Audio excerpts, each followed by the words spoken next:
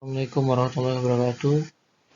Perkenalkan kembali, saya dari Teknik Kimia 2019 dari kelompok 9 akan menjelaskan terkait bagian rumah kaca, gas rumah kaca dan regulasi tentang gas pada proyek kelompok kami.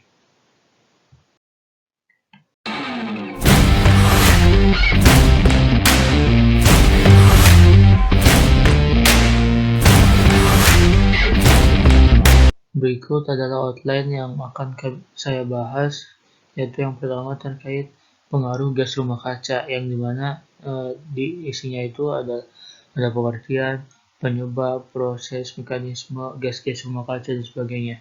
Lalu outline yang kedua yaitu saya akan membahas terkait regulasi emisi gas. Nah, regulasi emisi gas ini terdapat dua regulasi yang akan kami bahas, yaitu yang pertama regulasi dari Paris Agreement dan regulasi dari Kementerian Lingkungan Hidup Indonesia. Nah, yang pertama kita bahas yaitu terkait dengan gas rumah kaca. Seperti yang gambar di samping, yaitu kita ilustrasikan bahwa efek rumah kaca atau peristiwa gas rumah kaca ini seperti rumah kaca yang tersusun dari kaca-kaca yang disinari oleh matahari terik, yang oleh karena itu panas dari matahari itu terjebak di dalam rumah kaca tersebut. Nah, sehingga keadaan di dalam rumah kaca sangat panas dan sedangkan di luar seimbang suhunya. Nah, adapun istilah efek rumah kaca ini dalam bahasa Inggris yaitu greenhouse effect. Lalu gas rumah kaca ini adalah kondisi yang terjadi pada rumah kaca di mana panas matahari terjebak di dalam atmosfer bumi, terutama di bagian lapisan stratosfer, oleh gas-gas rumah kaca yang menjebak panas matahari yang kembali dari pantulan dari bumi, lapisan bumi, seperti ilustrasi pada gambar di samping. Nah, gas-gas di atmosfer itu yang menjebak panas matahari ini antara lain ada CO2, N2O, CH4, dan freon, dan ada banyak lainnya. Nah, penyumbang terbesar salah satunya itu gas CO2 yang berasal dari salah satunya itu industri atau pabrik migas dan batubara.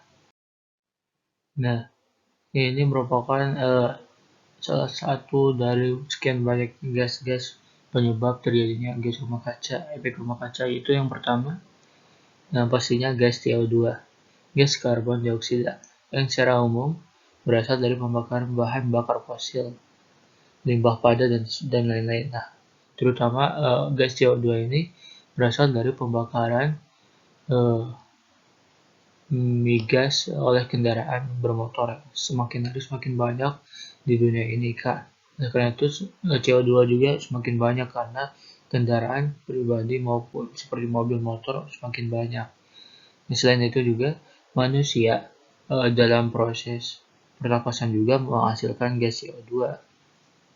Lalu gas rumah kaca yang kedua yaitu adalah nitrogen dioksida. Nah, nitrogen dioksida ini berasal dari bakteri tanah, seperti proses nitrifikasi yang dimana bakteri tanah menangkap gas nitrogen yang ada di udara dan mengikat gas nitrogen tersebut pada akar yang akan bermanfaat bagi tumbuhan dan akan menghasilkan gas nitrogen dioksida. Lalu selain itu juga nitrogen dioksida ini berasal dari pabrik pupuk, yang dimana pabrik pupuk ini kan proses pembentukan amonia yang ada unsur nitrogennya. Nah, pabrik pupuk ini menghasilkan limbah, efek samping atau limbah yang tidak produk samping seperti gas nitrogen dioksida ini yang berbahaya, yang dapat mengakibatkan efek rumah kaca. Lalu yang ketiga yaitu gas rumah kaca ini adalah uap air. Nah, uap air ini gas rumah kaca yang timbul secara alami karena penguapan. Karena misalnya panas matahari yang menyinari air laut, sehingga air laut itu menguap menghasilkan uap air. Selain itu juga uap air ini dapat berasal dari proses pernapasan manusia yang menghasilkan gas CO2 dan juga uap air.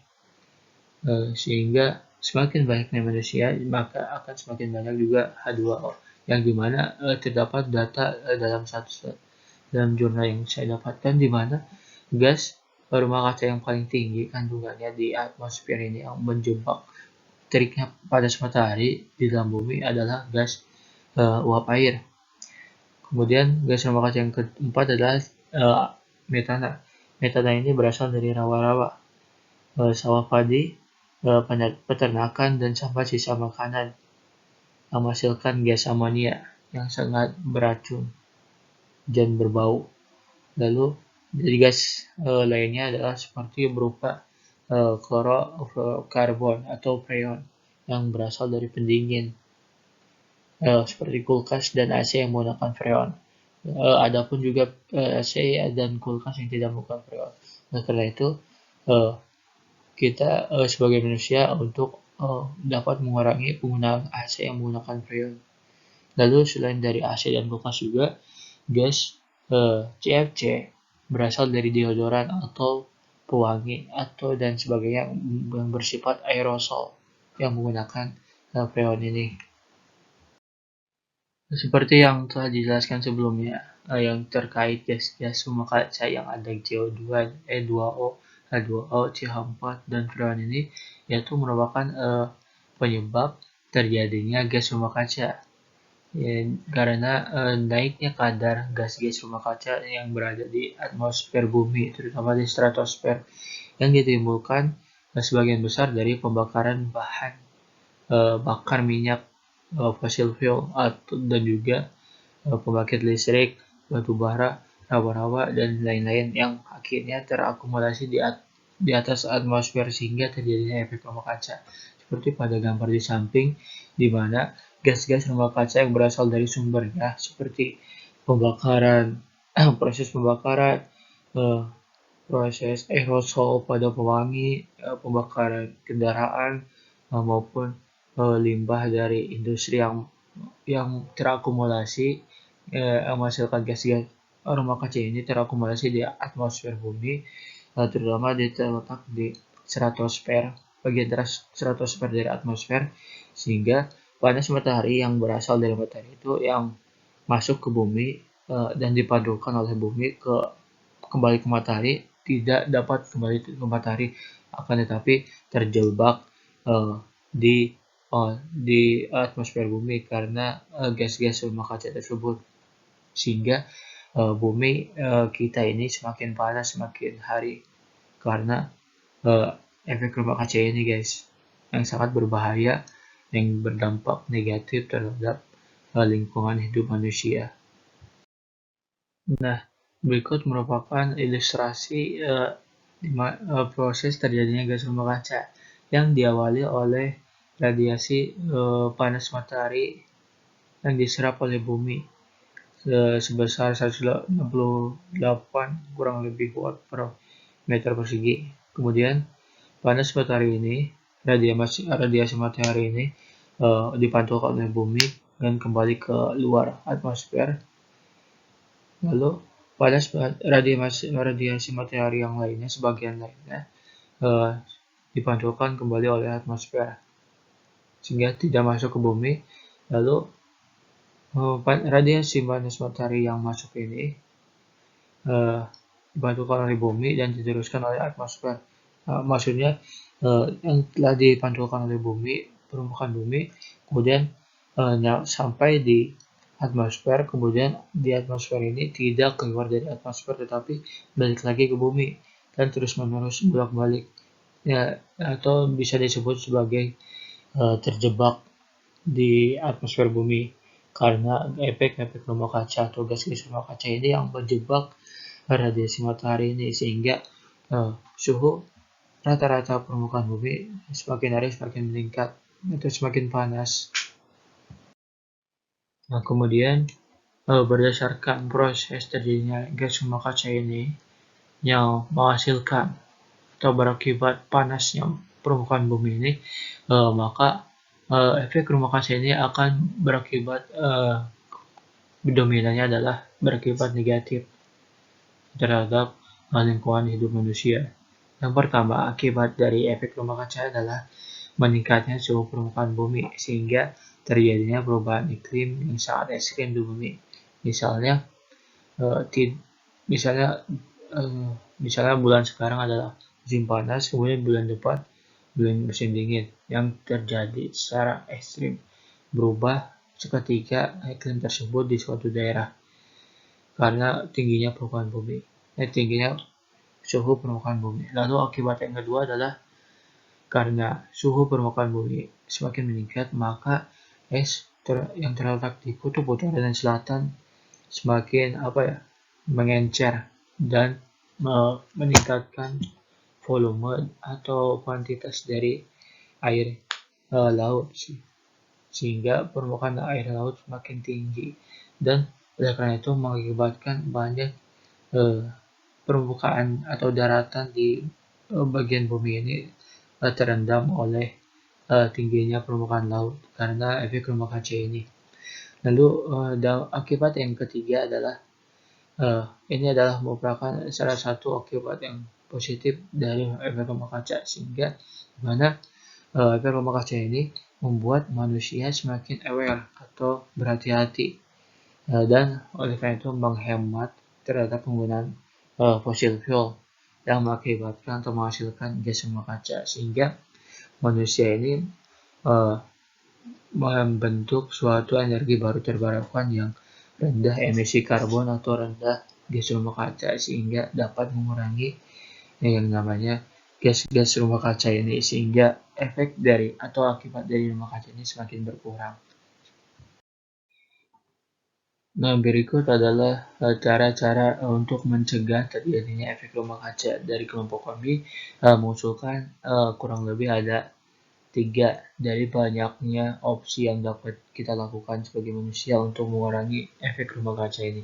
Yang pertama adalah yang pastinya mengurangi penggunaan listrik yang berbahan fossil fuel atau batu bara yang merupakan salah satu uh, penyumbang terbesar gas rumah kaca, terutama gas karbon dioksida.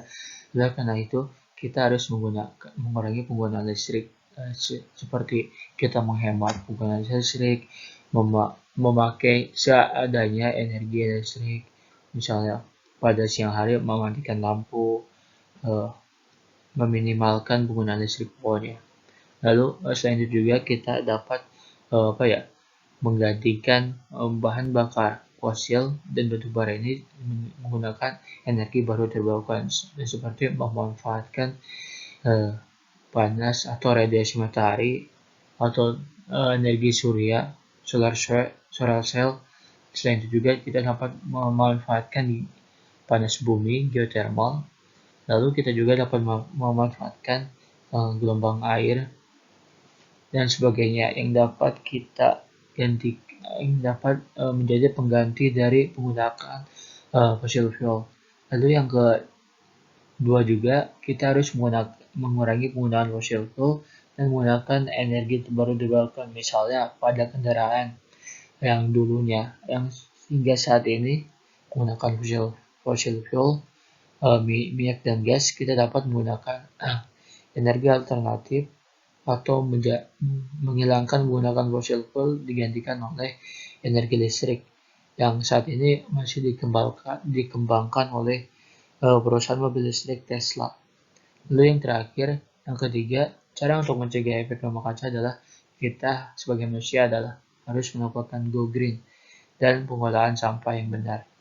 Maksudnya adalah kita dapat mereboisasi hutan-hutan gundul, dapat menanam pohon-pohon, mengurangi penggunaan sampah plastik, dan sebagainya. Nah, setelah dijelaskan terkait gas-gas rumah kaca dan sebagainya, kita perlu yang namanya regulasi. Regulasi yang bersifat menekan atau membuat suatu aturan sehingga manusia dapat mematuhi dan mengurangi yang dapat mengurangi efek rumah kaca ini. Nah, sebelumnya kita harus mengetahui apa itu regulasi. Nah, regulasi ini adalah suatu peraturan yang dibuat untuk membantu mengendalikan suatu kelompok lembaga atau organisasi dan masyarakat demi mencapai tujuan tertentu dalam kehidupan bersama, bermasyarakat, dan bersosialisasi. Nah, regulasi terkait emisi gas ini yaitu regulasi Paris Agreement dan peraturan Menteri Lingkungan Hidup yang bertujuan untuk mengurangi emisi gas karbon dioksida atau emisi gas-gas rumah kaca. Nah, regulasi pertama terkait pengurangan emisi gas atau gas-gas rumah kaca ini yaitu Paris Agreement.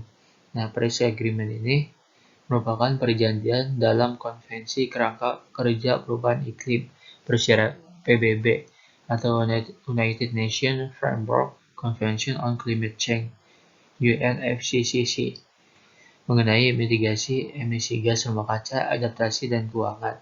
Regulasi ini dinegosiasikan oleh 155 negara dan pada Konferensi Perubahan Iklim PBB ke-21 di Paris, Prancis.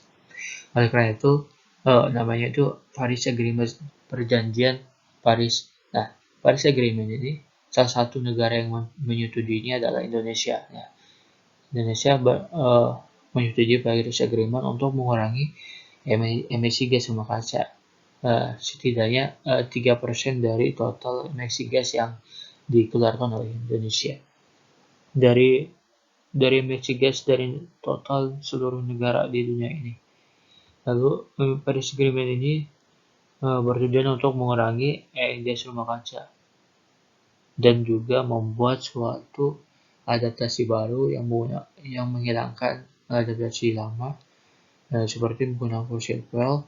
Kita gantikan menjadi penggunaan energi baru terbarukan yang ramah lingkungan, yang rendah emisi, terutama rendah emisi gas rumah kaca.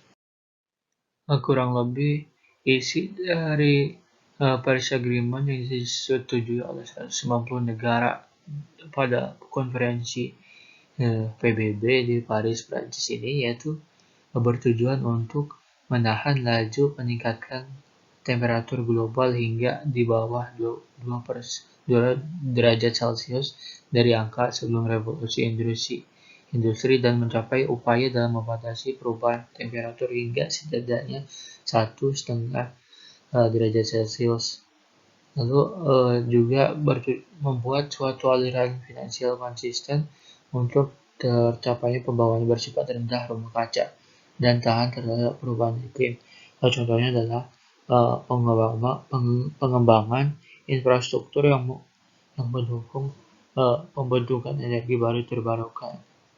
Seperti pada gambar di samping, di mana tujuan Paris Agreement pada 2050 ini akan menghasilkan emisi gas rumah kaca yang nol atau tahan terhadap perubahan iklim dan sehingga bersifat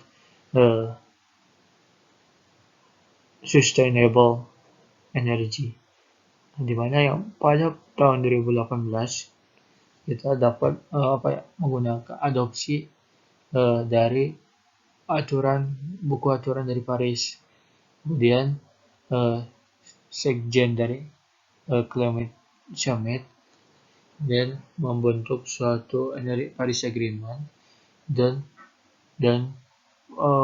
tujuan akhirnya pada tahun 2050 rendah emisi atau zero emission gas rumah kaca.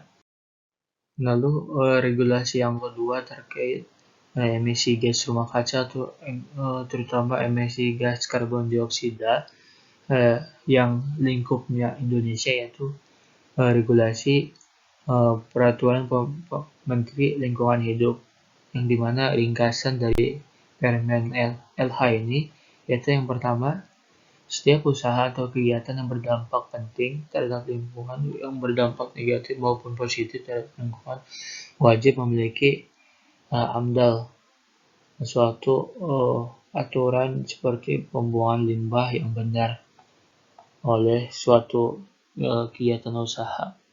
Lalu yang kedua adalah CEMS adalah alat untuk mengukur kuantitas kadar suatu parameter emisi gas rumah kaca dan laju alir melalui pengukuran secara kontinu oleh suatu lembaga yang bertugas untuk mengukur menggunakan CMS ini.